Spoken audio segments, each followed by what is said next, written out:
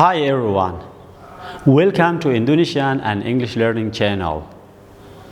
Today we have a news, and our news is about less plastic in China.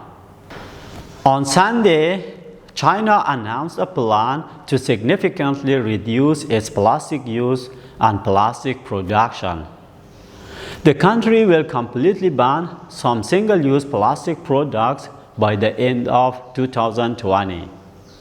By the end of this year, non-degradable plastic bags will be banned in major cities. Other single-use plastic products such as plastic straws and plastic tableware will be banned in certain areas. By the end of 2025, plastic packaging at postal services along with plastic supplies at hotels will be banned nationwide.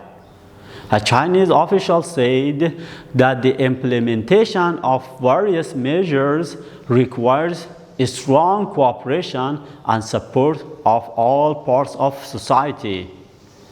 Studies say that China is the world's leading plastic producer, and more plastic makes its way into the ocean by the way of China Yangtze River than by any other river. This is the end of our news for today, and see you in our next video.